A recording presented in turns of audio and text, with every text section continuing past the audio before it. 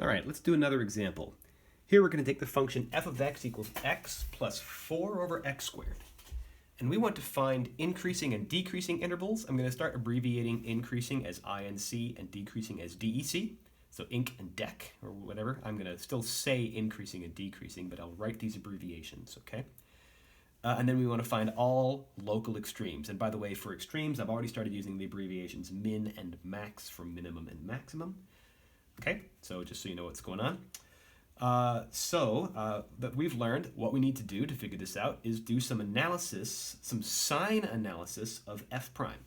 Okay, so we're going to take f prime of x, and that's going to be, the derivative of x would be 1.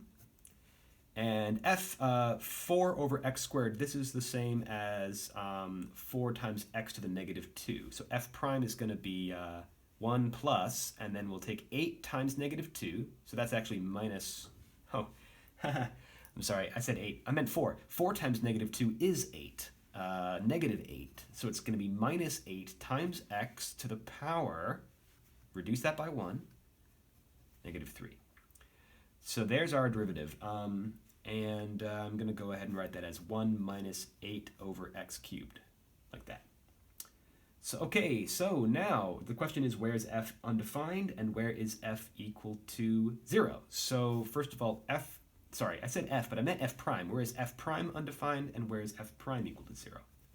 F prime is undefined, of course, when you divide by 0, which occurs at 0.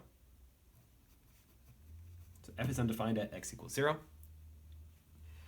And then f prime is going to equal 0 when 1 would equal 8 over x cubed, right? So if this equals 0, 1 has to equal 8 over x cubed in order for them to cancel out. And this means that x cubed equals 8, just to multiply both sides by x cubed there. And then that means that x equals 2. So there we go. X equals 0 and x equals 2. These are our critical numbers. So now we'll do a sine. So I guess I'll write that. Critical numbers are x equals 0 and x equals 2. Now we'll do the sine chart. A sine chart for f prime. I need to plot 0 and 2. 0 is on the left, 2 is on the right. Now, if it is a critical number, because it's a 0 of the function, I like to draw a closed dot. So for x equals 2, because f prime is equal to 0, I'll draw a closed dot. For 0, f prime was undefined, right? So for that, I'm going to draw an open dot. Okay, that's just to remind me that at 2, f prime is defined and 0, but at 0, f prime is undefined. And keeping track of which is actually pretty useful because it's going to affect the results, affect our answer at the end. So next we'll do the sine analysis. We need to pick our test values. Let's switch colors. So let's pick some values over here. We'll pick -1. Over here I'll pick +1. And over here I guess I'll pick 3. And then we're going to do f prime of -1 because we're checking to see the sign of f prime. If you stick -1 into f prime over here, you get 1 minus 8 over -1, which is going to be 1 plus 8. That's equal to 9. Well, that's a positive number. So we have a positive sign over there. F prime of +1 is going to be 1 minus 8 over +1. So that's 1 minus 8. That's -7, so negative. And then f prime of 3 is 1 minus 8 over 3 cubed. Well, 1 minus 8 over 27. 8 over 27, whatever that number is, I don't know, in the decimal form, but that number is less than 1, right? Because 8 is smaller than 27. So that's a number less than 1. So 1 minus a number less than 1, whatever that is, it's still positive, right?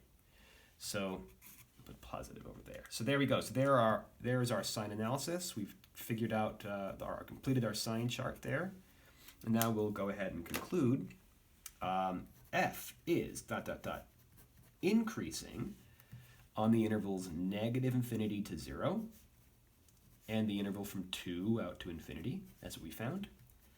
It's decreasing on the interval from 0 to 2, in the middle there. Yeah.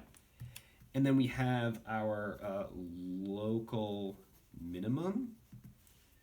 When do we have a local minimum? Do we have one? Well, a local minimum, if it's a minimum, it's got to go down and then up again, right, at a min.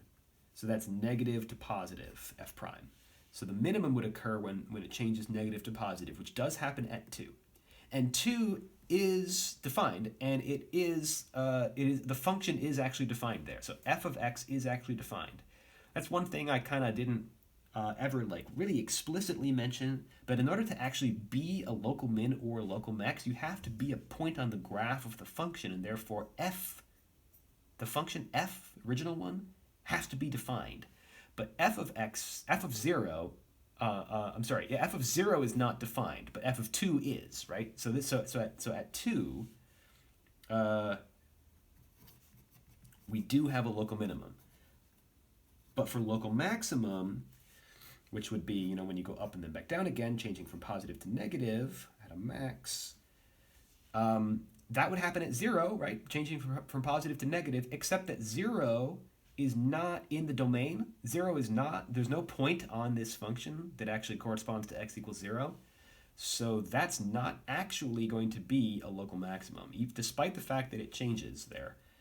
So instead, we're just going to write none, because if it's not 0, then it's definitely not anywhere else, because that's the only possible place where it could happen. So that's an example of doing that sign analysis as well as applying the first derivative test to figure out the mins and the max.